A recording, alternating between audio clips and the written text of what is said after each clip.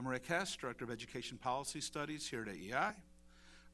Delighted to welcome you for a conversation with Congressman Todd Rokita, the future of conservative education policy. The Congressman's chairman of the Subcommittee on Early Childhood, Elementary, and Secondary Education. He was first elected to Congress in 2010 from Indiana's 4th Congressional District. Previously, he served 2 terms as Indiana's Secretary of State. When he was first elected, he was the youngest Secretary of State in the nation. Just earlier today, the Congressman introduced a companion bill to Senator Tim Scott's 3-part school choice bill, the Choice Act, creating hope and opportunity for individuals and communities through education.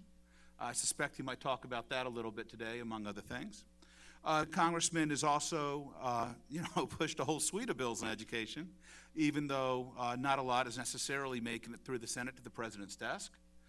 Last summer, he was a co-sponsor of the Student Success Act, which rewrote No Child Left Behind and passed the House 221 to 207. Just earlier this month, the U.S. House passed the Congressman's Strengthening Education Through Research Act, which would reauthorize the Education Sciences Research Act. It passed on a hefty bipartisan majority, I think about 350 votes, give or take. And the next day, the U.S. House passed the Success and Opportunity Through Quality Charter Schools Act, and that went through 360 to 45. So there certainly are intimations of bipartisanship out there somewhere on this stuff. Congressman Rokita, you've been a friend and a leader on this. Delighted to have you with us today.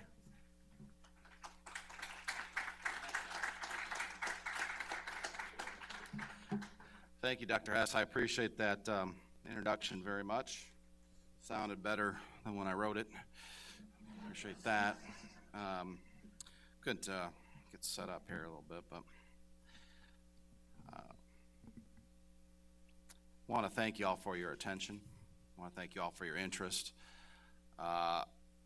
Despite that generous introduction, I come to this as a layman, and I want you, everyone, if you don't already know that, to realize that as we talk about this. I come to it not as an education professional, but as a parent and a taxpayer, and someone who's perhaps still young enough to remember being behind that school desk at St. Thomas More in Munster, Indiana, and at Munster High School, and at La Lemire in LaPorte. But let me begin by asking everyone here and everyone listening in and viewing, how many of you believe that the American dream is possible? Now, how many of you believe it will be possible for the next generation? For the parents among us, I got one hand in the back at least. Thanks for playing along. For the parents among us, it goes without saying that we want to create a better world and the possibility of a better life for our children. And I'll be willing to wager the same is true for nearly everyone in this room. Leaving the world in better shape than we found it is as much a part of our national fabric as finding the American dream is for ourselves to begin with. Given the nature of today's gathering, I imagine we also agree that hard work must be part of that equation. The American dream surely isn't about an entitlement, right? The American dream is not a guarantee of a better life, but rather the opportunity for men and women to pursue and achieve that life. And although I proclaim myself to be one who adheres to the plain meaning of the Constitution, and I'm sure we'll get into that later as it applies to education, the Constitution, by the way, which in fact is devoid of a federal role in education, I still believe that opportunity for the American dream starts in large part, in significant part, with a good education. So it's from that quarter, from that angle, that I fight on this issue. For those of you who I've not had the pleasure to meet, again, my name is Todd Rokita, and as Rick mentioned again in his generous introduction, I serve as the chairman of the Subcommittee on Early Childhood, Elementary, and Secondary Education. And it's an honor to be with you this afternoon. I always enjoy the opportunity to engage with bright minds who share a commitment to American exceptionalism and the pursuit of continuing excellence for future generations. And I'm particularly grateful for the invitation from and the friendship of Arthur Brooks, Rick and the great team here at the American Enterprise Institute.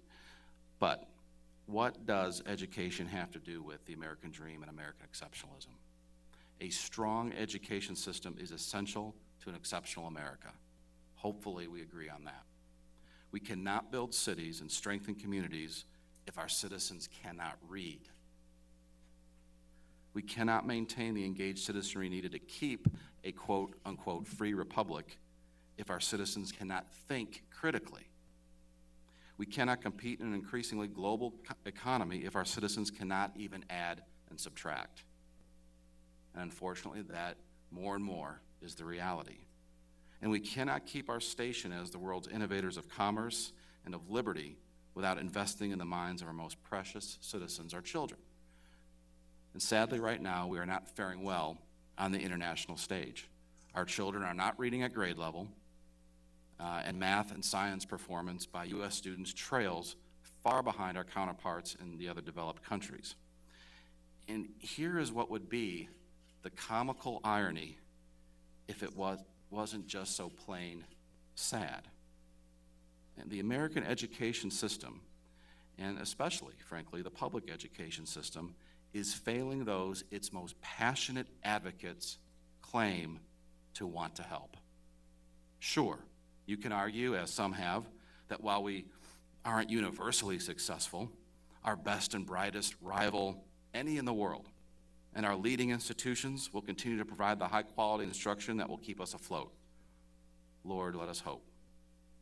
And if that may be true, and even that's in dispute, the America I know and believe is not a two-tiered nation. The American dream includes equality of opportunity for every child, regardless of resources and regardless of pedigree.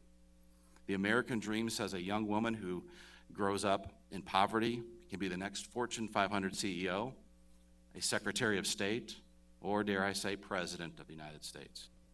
So how do we achieve that dream? How do we create an equality of opportunity between the little girl in the biggest house in town and the little boy from the wrong side of the tracks? All of this, of course, would ensure that the next generation continues to inherit a better situation than the present one did, and so on. And that's always been the goal of this nation. Most of you in this room are well aware of the trajectory of education reform in the past decade. A well-intentioned but flawed law known as No Child Left Behind aimed to close the achievement gap between those who performed at the highest levels and those who struggled to keep up. Now, in theory, that makes sense. The goals were laudable, but in execution, we all, teachers, administrators, students, and parents alike, realized it wasn't working the way the bill's authors intended. No Child Left Behind created a system that is long on requirements, restrictions, and limitations, and short simply on common sense. A system that builds bureaucracy on the back of results. A system that concentrates power at the federal level, which is a proven recipe for disaster. And I would cite as proof nearly every federal program in my defense of the last sentence. However, it should be noted that accountability is not a bad thing. Accountability, however, becomes a problem when schools are accountable to distant federal bureaucrats rather than states, local school boards and communities, parents, and taxpayers. Since the implementation of the Elementary and Secondary Education Act in 1965, the federal government has continued to spend more money on education each year with little to show for it. Despite the United States spending more than $10,000 per pupil per year and nearly quadrupling federal education spending since 1980, reading ability has plateaued, achievement gaps persist. The fact is, true education reform cannot come from the federal government. The key is taking control away from Washington bureaucrats and giving it back to parents and teachers who know our students best. Academic standards and the criteria by which a school is judged and the solutions to fix schools that are not performing should be left up to the states and local educators. I challenge anyone in the room or listening today to find me the federal bureaucrat who cares more about your kid than you, who cares more about our kids than us. Parents also need greater input into their children's education. We need to increase the opportunities for school choice to enable a child to attend the school that best fits his or her unique needs. The more input a parent and local community have over a child's learning, the better education system will be for everyone. For those of you who follow education reform in Congress, you know the process of reauthorization has been full of stops and starts. I'll spare you the litany of near victories and abject failures, and fast forward to last summer when several of us, and I was proud to introduce, and several of us got past the Student Success Act. The overarching goals of this education reform bill are to restore local control, reduce the federal footprint in the children's classrooms, and empower parents. The Student Success Act restores the balance between the federal government's limited role and the responsibilities of state and local governments to deliver an excellent education to all students. The bill eliminates the adequate yearly progress metric, moving federal law away from one-size-fits-all accountability requirements. Instead, the bill establishes key parameters around state accountability systems to ensure schools continue to focus on all students and provide parents and communities the information they need to hold their schools accountable. The bill eliminates the onerous, highly qualified teacher requirement that burdens states and districts and tells us nothing about teacher effectiveness. In its place, we seek to give districts and states the authority to use federal funds to develop and implement teacher evaluation systems to identify those teachers who are excelling in the classroom. It's not a measure of which teacher has the most training or education. It's a measure of which teacher is most effective, which teachers are most effective. And isn't that the real goal? The bill also consolidates most existing ESEA programs into what we call in the bill a local academic flexible grant. And this is critical in providing school districts with the flexibility to use federal funds where they need them. As I talk with parents, administrators, and teachers, I'm astonished by the stories of how the lack of flexibility in current law actually harms and doesn't help our schools. Our bill is an important step toward untying the bureaucratic knot and much of the red tape that goes with current law. It will enable administrators to use their common sense in the best interest of their students. In short, it trusts that we, not the federal government, know what is best for our students. I am proud to say that the Student Success Act was the first comprehensive bill reauthorizing ESEA to even be considered, let alone passed, on either the House or Senate floor in more than 11 years. So we have momentum. We have a bill sitting on Harry Reid's desk. I hope that we can let the debate occur. Unfortunately, we continue to await Senate action on this important bill. While we wait, our students and schools remain at the mercy of an administration intent on reshaping education according to the vision of ivory tower bureaucrats, holding out a carrot in the form of waivers from the requirements of current law to districts and states who adopt their preferred hamstringing government knows best ways. I have made no secret of my opposition to President Obama's temporary and conditional waiver scheme and the administration's complete disregard for the legislative process and the role of Congress. The Student Success Act addresses these concerns, and its passage moves us one big step closer to ending this adventure in executive branch management of our schools. But it isn't enough to rest and wait for the Senate to act. We cannot make American children and their parents wait any longer for the education they need and frankly deserve. Instead, I and many colleagues have advanced targeted legislation to encourage, for example, charter school growth. I believe charter schools play a critical role in improving education options for all children. Charter schools encompass two key principles American families want from our nation's education system. One, choice. Two, flexibility. These innovative institutions empower parents to play a more active role in their child's education, open doors for teachers to pioneer fresh and new teaching methods, and encourage state and local innovation, and, of course, help students escape poor performing schools. Across the nation, charter schools are leading the way in innovation and improving education outcomes. In my home state of Indiana, for example, the Charles A. Tindley Accelerated School in Indianapolis, which serves a predominantly low-income and minority student body, 63% low income and 99% minority. That school expects every one of those students, no matter his or her background or circumstances, to have a college acceptance letter upon graduation. Talk about reversing the soft bigotry of low expectations. The school's rigorous curriculum and laser focus on preparing students for higher education has helped 100% of its students to date gain acceptance into college and provided the tools necessary to see 80% of its alumni earn a bachelor's degree. The innovations that drive this type of success should be encouraged, not hindered, and expanded to help as many children as possible.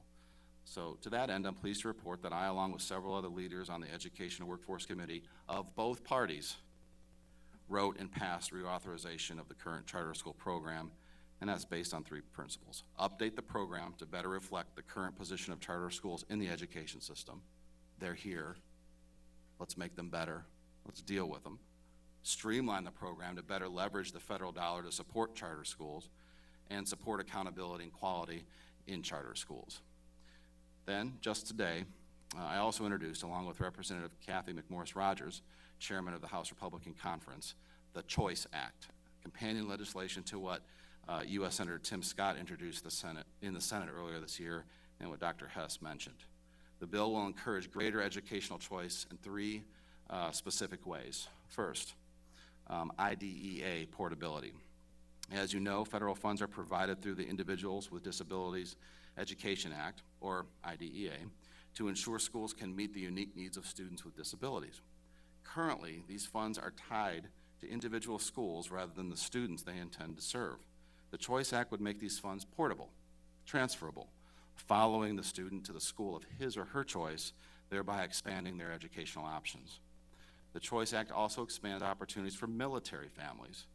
The approximately 200,000 children who live on the domestic military installations are greatly affected by the repeated deployments and frequent moves. Currently, too many of these students are confined to the limited educational options on a particular military base. Expanding opportunities by allowing these students to attend the public or private school of their choice can ease the consequences of these disruptions and, of course, in a common sense way, improve retention. Finally, the CHOICE Act expands the incredibly successful DC Opportunity Scholarship Program, which has provided a quality education to thousands of disadvantaged students in our nation's capital. Without this program, more than 85% of students who receive scholarships would otherwise be forced to attend some of the nation's poorest performing schools. I recognize that choice is only helpful if it's actually available. And throwing more federal money at the challenges in our education system simply cannot be the answer any longer. That is why I introduced the Educational Opportunities Act, which provides an incentive to individuals and corporations who invest in organizations that help needy students pay private school tuition. The bill works like this. There's an individual tax credit of up to $4,500 and a corporate credit of up to $100,000 for donations to qualifying nonprofit scholarship granting organizations. For too long, bureaucrats and power brokers in Washington have kept millions of families from accessing a full range of educational options. The hardest hit victims have been those trapped in failing school systems with no hope of making other choices. This bill returns power where it belongs, to parents and families, and gives them the ladder of opportunity.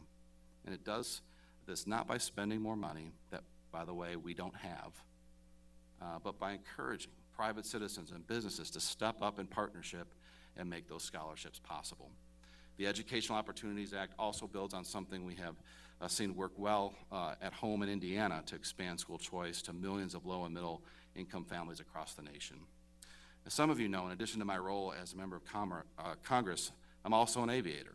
And so I understand you cannot arrive at a destination without charting a course. In fact, anyone who drives a car knows the same thing, the simple law of physics. In the legislative arena, we use budgets to guide us to our goals. Regrettably, the budget proposed by the president is completely at odds with the goal we all claim to share, improving education for every child. Perhaps equally troubling, the budget compounds the more than $17.4 trillion in national debt saddling our nation. And that's a double whammy for our kids. The president's budget, thankfully, did not advance in the House nor in the Senate, which his party controls. In the House alone, his budget only received 2 Democratic votes. They know what you know. It's simply a bad budget. As you are likely aware, the House of Representatives for the 4th consecutive year passed a budget along with Chairman Paul Ryan, my Budget Committee colleagues, and I put forth a responsible, balanced budget that begins to address the drivers of our debt, empowering states to address Medicaid, much like the Student Success Act empowers teachers, parents, and states and localities to educate our children. There is no question that education begins long before the first grade, but not all programs are created equal. The federal government currently administers 45 programs tied to early childhood care and development with a price tag of $14.2 billion in federal taxpayer funds. Among the best-known early childhood education programs is Head Start. Despite a federal investment of $8 billion each year, the administration's own study in 2010 showed the program resulted in little to no improvement in cognitive, social-emotional, health, or parenting practices of its participants. Rather than the administration's proposal for even more new, unproven initiatives that would promote further fragmentation of the nation's early childhood system, our budget focuses on strengthening existing early education and care programs through improved access to high-quality care and transparent consumer information, streamlining and simplifying the fragmented federal role in early childhood education and care, maintaining program integrity while ensuring program efficiency, serving the most at-risk children first, and supporting states' efforts to coordinate early childhood programs.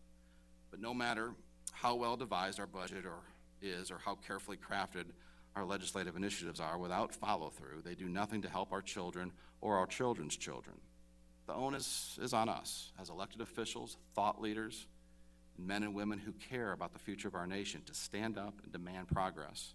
It's on all of us, parents and teachers, to realize and understand that schools and the education that goes on inside them exists for the students, not the adults, and that a commitment to such a noble calling is one of true service, and it's born of servant leadership, where it's necessary to serve with a servant's heart, not a selfish one. We must do the work necessary to claim the American dream for ourselves and future generations. Our nation has the tools necessary to be, as Reagan put it, that shining city on a hill that our founders envisioned. We must take action to make it an enduring reality. It's not passed on in the bloodstream. I welcome you as a partner in that mission. And like any good partner, I imagine you have some thoughts of your own to offer. And at this time, I'll turn it over to Rick, and we'll invite you to share your question and comments. But let me first just say again, thank you for your interest, thank you for your attention, and finally, your hospitality.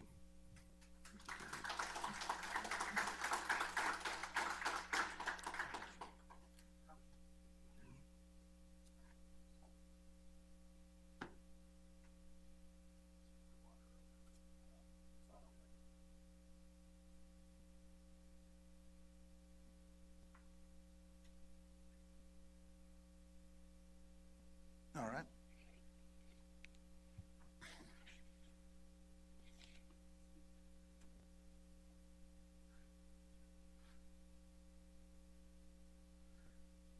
So we'll take about 10 or 15, just talk a bit about some of the things implied by your remarks, and then we'll open it up to folks in the audience. Is there anything left to implication there? So, for instance, the choice you unveiled the choice bill this morning. The American Association of School Administrators has already come out today suggesting that they're not thrilled with the legislation. In particular, worrying that the special ed provisions could redirect $11 billion from the public school systems to wherever these children would choose to go if the eligible kids chose to opt out. Right. Curious how you respond to such concerns. Well, I guess I respond in a couple different ways. One would be as a parent of a child who has a severe disability, Angelman syndrome, very rare neurogenetic disorder. Teddy's 6 now, and he's in a private special school, so we're not faced with this issue right now yet. But I would like, as a parent, this bill wasn't about Teddy, it was about much more obviously, but I would like to know that I could get Teddy into the school that can best serve him. And I think in the same vein as charter schools and so forth, being able to have that money follow the child to the place that can best serve him or her is simply the way to go. Secondly, I guess I would say that $11 billion is a lot of money to me. In terms of our federal education budget, it's not so much. So I think this flexibility is something that can be handled by schools and school districts.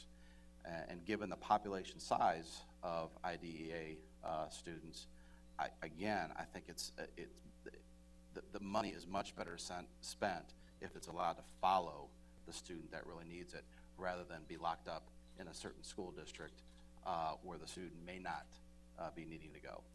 And what do you say to someone who says, well, maybe, but maybe that child's parents don't know what's best for that kid? Maybe, the system's got the real expertise in the issue. Yeah, well, here's where the Choice Act then kind of bleeds into the entire student success idea, and even other pieces of legislation. And that's this whole concept that, do we trust people or do we trust federal government programs? Are we going to let ourselves and our families run our lives? Or are we instead going to trust a subset of us to know what's best for us? And if you boil down really any piece of legislation in Washington, D.C., and other places for that matter, that's what all these issues boil down to. Are we going to be in control of our lives, or is someone else going to be? And the Choice Act plays upon the former idea.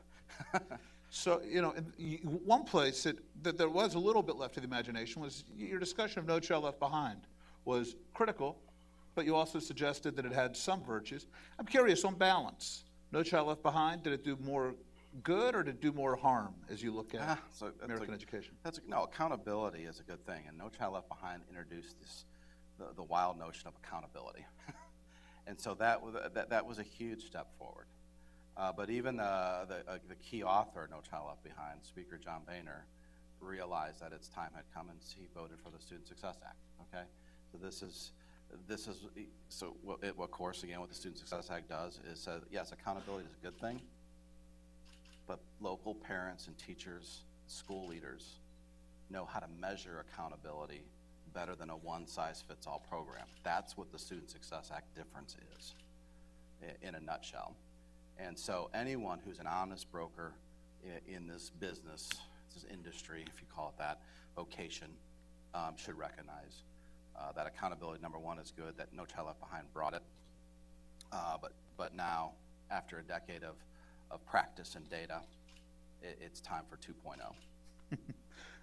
So you talked about your concerns with ivory tower bureaucrats driving, for instance, the administration's waiver approach.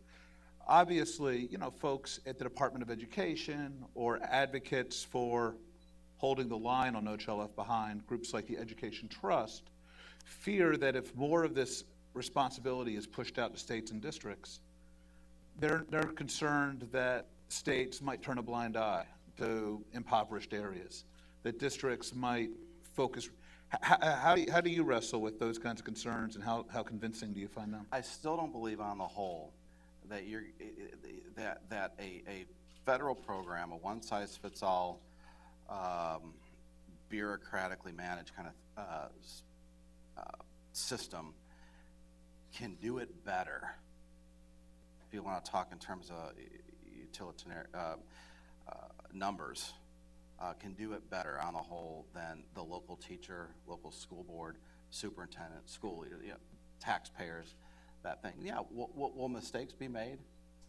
Will priorities in your mind or some of our minds be misaligned? Sure. Mostly because we're humans. And by the biblical definition of the word, we're not perfect. But again, it comes down to this. Who do you trust more to get it right most of the time? By most, 99.9% of the time. And I trust our locals. I trust us to know what's best for our kids. So that poses kind of a challenge to be a conservative legislator in Washington. Certainly some conservative Republicans out there would say Congressman, that sounds terrific. So we should get the federal government out of K-12 education altogether. Right. Why are you messing around with charter bills and ed research? Because reality smacks me in the face every day.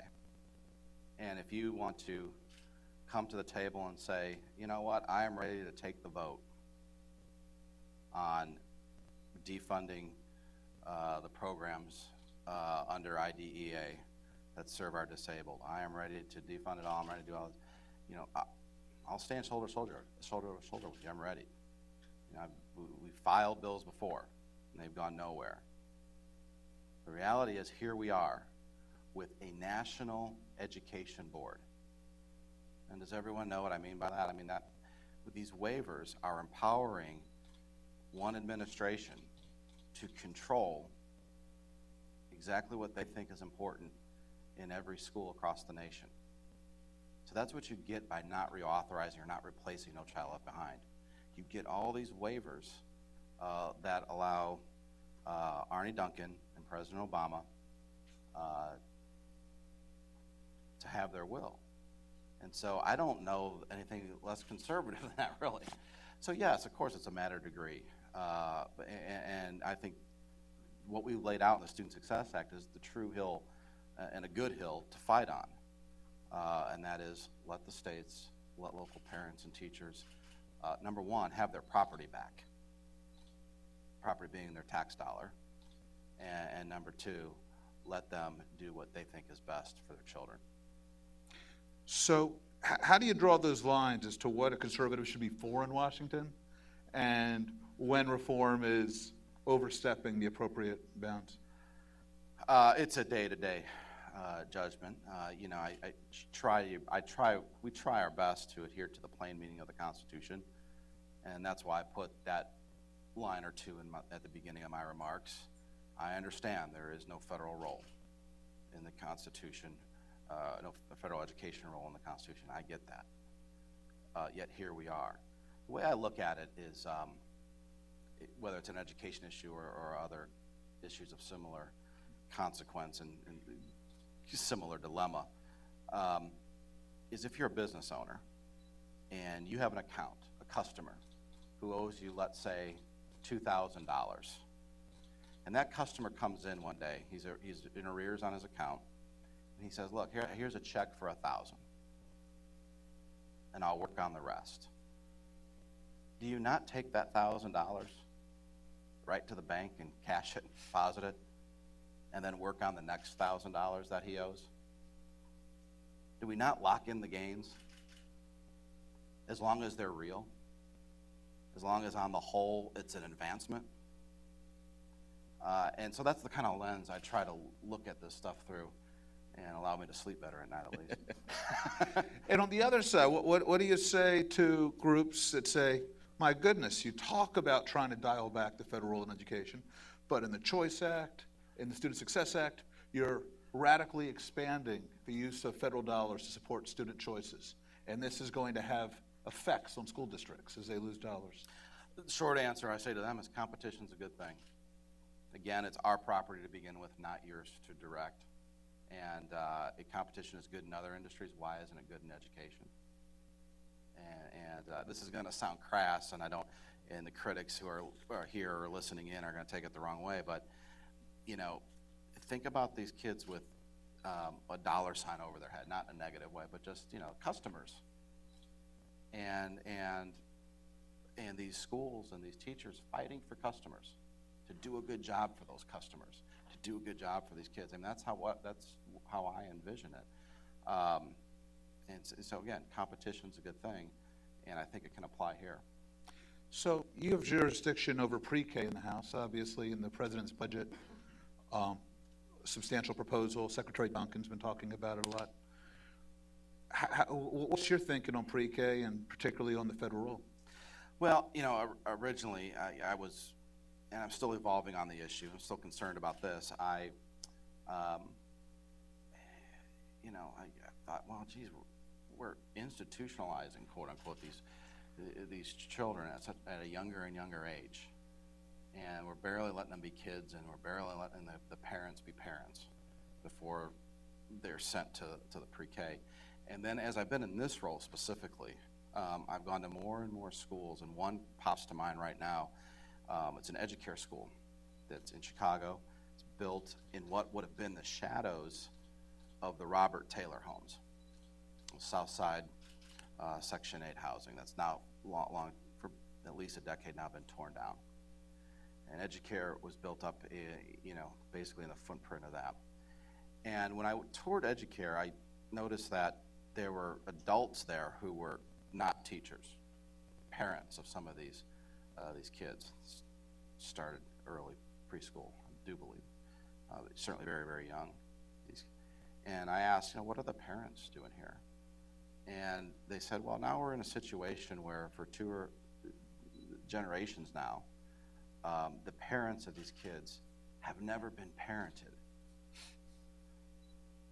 So how can I expect, at that point, I think some intervention, some preschool, especially in that kind of situation, is necessary. And maybe the parents, if they're not working, should be more made to come and learn some parenting skills. That's the reality. When I say reality, that's the reality that we're faced with now.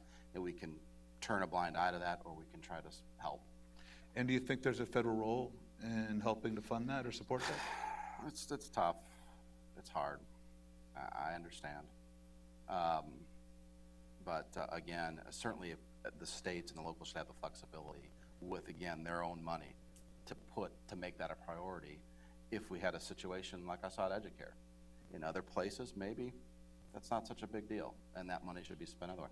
So again, what the Student Success Act did was eliminate 70 programs into that flexibility grant. So no longer is that money siloed. It could be used for whatever local parents and teachers think it should be used for. Again, trusting them, not the program. So maybe it's in more preschool, maybe it's not, given the particular area. But again, on the whole, I'd rather let local folks on the ground make the decision. All right, one more question, let's open it up. Common Core, what are your thoughts, and do you want to see anything, for instance, Senator Graham's, would you like to see something like that passed? Well, let me just say this about Common Core, a couple of things, if I could. And this was picked up in Politico, I think, today. I don't see the boogeyman in Common Core. I read those standards. I'm okay. I don't think they're great. I don't think Indiana's, for example, are that great. I think it's almost a distraction. But secondly, and most important, is that it's not up to me. And that's, again, what the Student Success Act does. It says, let the states decide if they want to follow Common Core, so be it. If they want to come up with their own standards, so be it. Todd Rokita's opinion on Common Core is irrelevant at that point, as it should be. So that's where I am on it. All right, let's go ahead and open it up. We've got a mic or two coming around. Please catch Sarah Brendan's eye. Please be kind enough to identify yourself by name and affiliation. And if we don't spot a question coming in the first 15 seconds or so, we're going to give somebody else a chance. Yes, sir.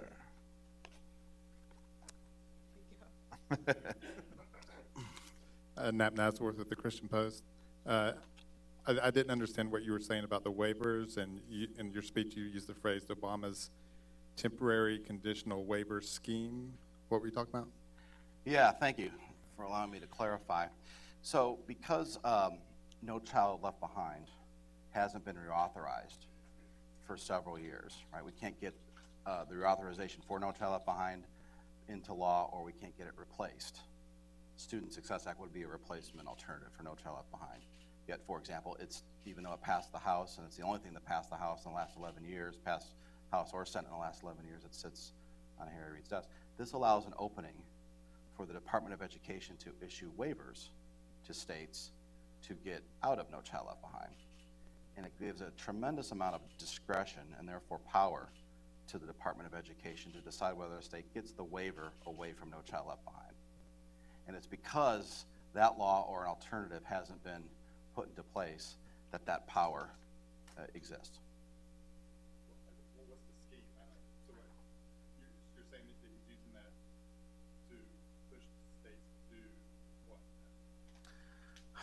Well, and, some will say Common Core.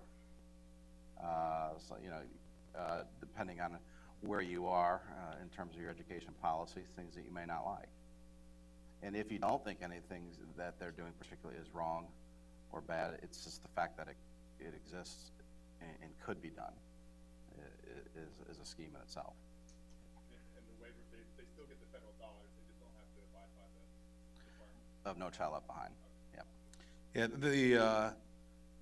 the requirement that states are most eager for relief from at this point is we're now past, it's up behind expiration date, so 100% of kids need to be proficient in reading and math.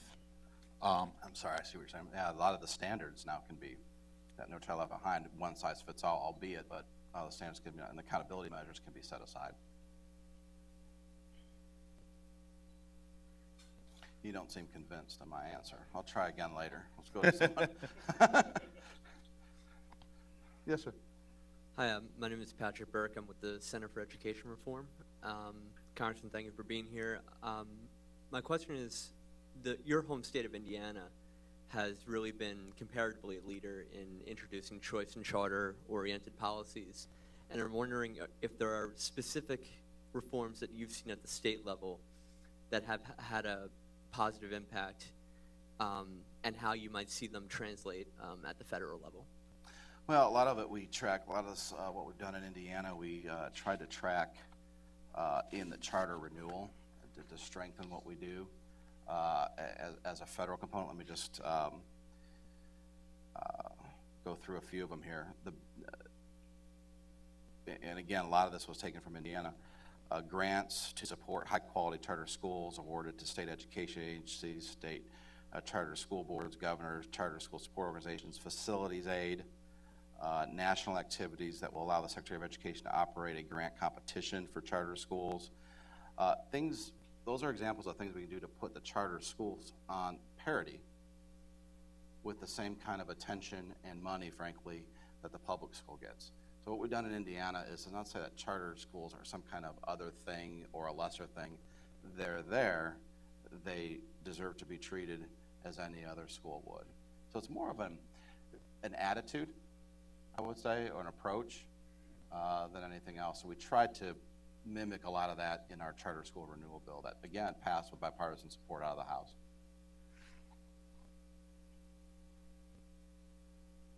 Yes, ma'am. Hi, I'm Jill Turgeon. I'm Vice Chairman of the Loudoun County School Board in Virginia.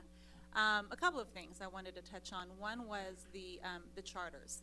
This was something that's been very near and dear to us in Loudoun County. We've just approved our first charter school in Loudoun County. Congratulations. And thank you. I was very instrumental in that. And the one thing that's different about this charter is that it focuses on purely choice.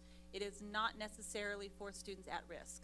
Primarily, charter schools seem to be for at-risk students, and this board, a very conservative board, really wanted to make sure that we offered some choice for our parents.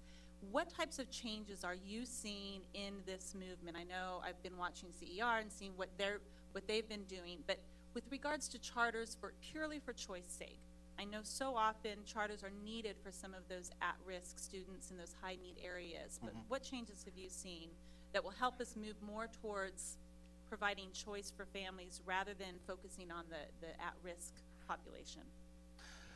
Well, you're right. I mean, the low-income student has been the traditional, I shouldn't say traditional because charter school concept is so new, but the focus, the initial focus.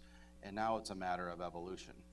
I mean, the real politic, in my opinion of it, and one of the reasons, the second reason to focus on the low-income students was because the votes were there, right, to allow the original laws to take place. Not only was there a tremendous real need and a lack of opportunity, but there was sympathy. And the real politic of that is that it gets votes.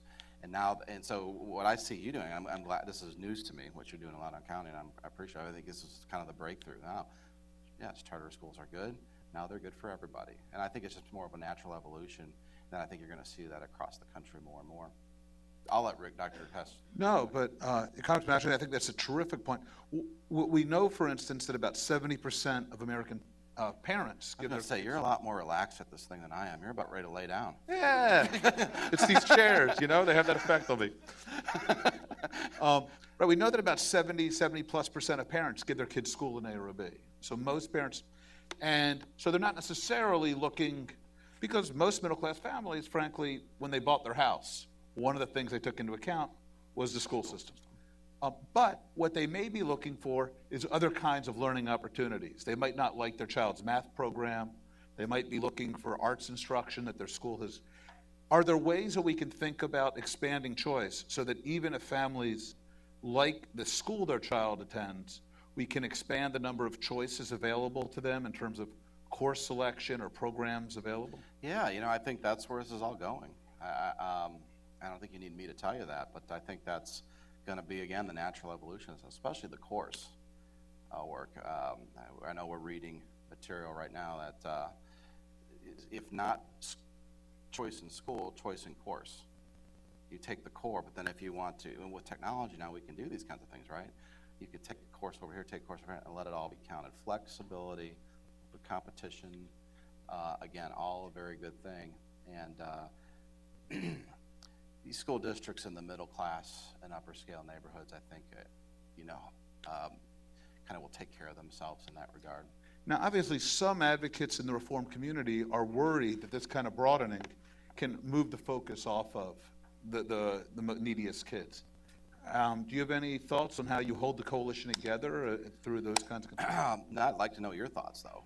I don't take that premise, but if I'm not looking at this realistically, I certainly would want to know from the audience if that truly is a concern, and will help lead to make sure that doesn't occur. I don't want that to be the reality. I think we can walk and chew gum at the same time, hopefully, but I could be wrong. Anyone have a thought on that? Andrew Kelly? Yeah. Well, I just want to comment. I know that was a concern from some of the residents, whether or not, especially in certain areas of the county that serve more of our at-risk students. However, we found an outpouring of support from our Special Education Advisory Committee and our Minority Advisory Committee, saying that this is an excellent opportunity for these students to be able to receive a different type of education. The curriculum that we're looking at really focuses on looking at each student individually, which is what most of these groups want for their children anyway.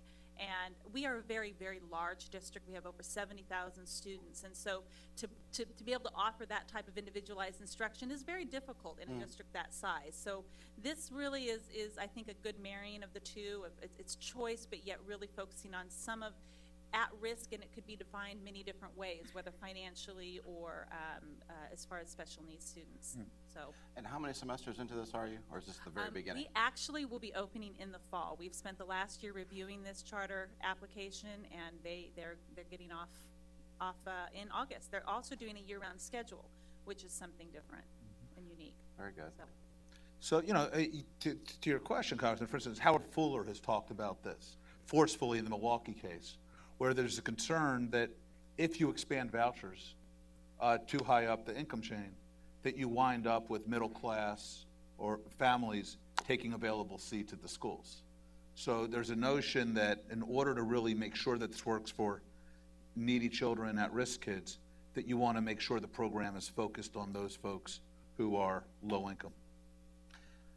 I never approached the school choice debate with just, frankly, the low-income students in mind.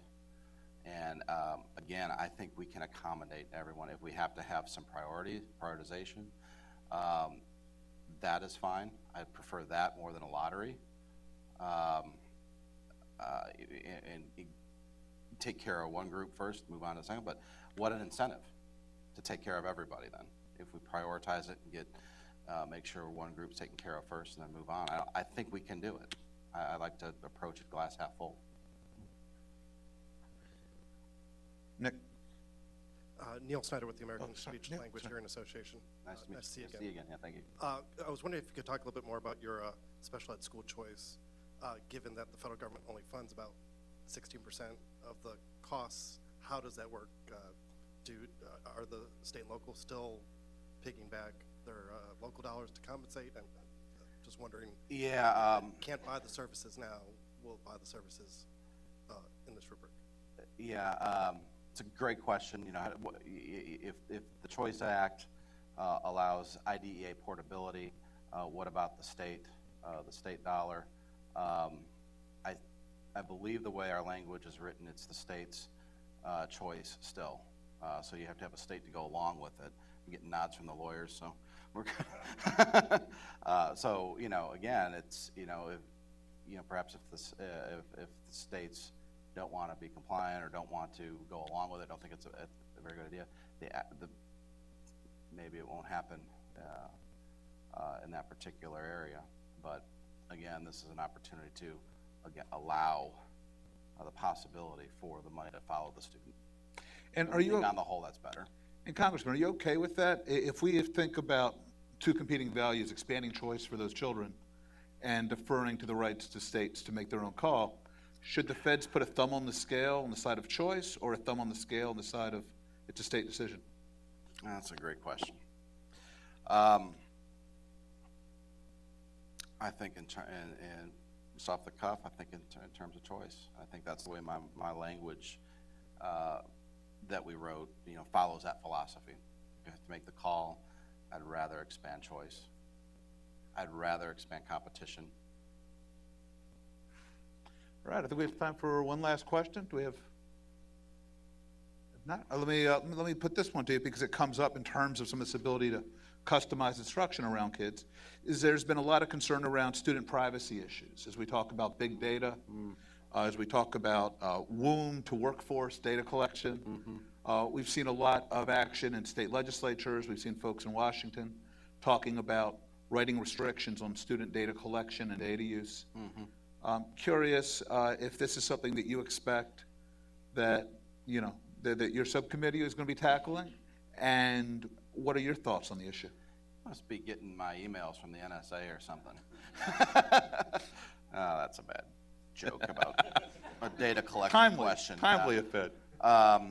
So Pat Meehan, who from Pennsylvania, who chairs a subcommittee on Homeland Security, I believe a cyber subcommittee, he and I have been talking informally, and I know he's very interested in this issue from that subcommittee's angle. So we're trying to figure out ways for our subcommittees to work together to, first of all, learn more about this issue, expose what actually is going on, and then from there, you know, see if there's a federal government role in terms of legislation that could help maintain the privacy. But yeah, this data is being collected, I mean, down to the keystroke, right? So we're not learning off of textbooks anymore. We're learning on screen, and, you know, who's recording and what's being recorded in terms of what our students are inputting back into the cloud, into that lesson. So very, very good question, and we realize that it's an issue, and, you know, I think we're being as proactive as we can on it. Is your general sense at this point that the potential educational gains are probably, you know, are promising, or is your concern that there's some real privacy risks here that we ought to be careful?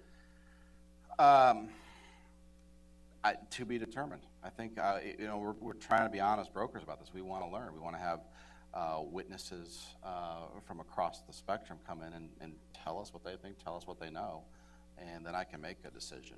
At the end of the day, I always err on the side of privacy, but mostly I'm concerned about privacy, the Fourth Amendment type of privacy, you know, that's alluded to, where, you know, we are to be secure in our papers, persons, effects, as to our government, not as necessarily as to a textbook or a lesson provider.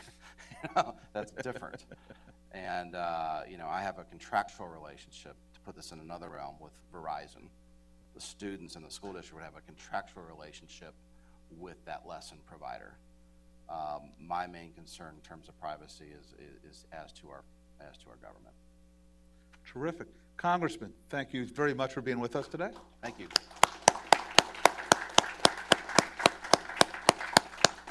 Thank you all for joining us. Randy Weingarten, President of the AFT, is going to be over with us on June 18th Invite will be going out. Please feel free to join us.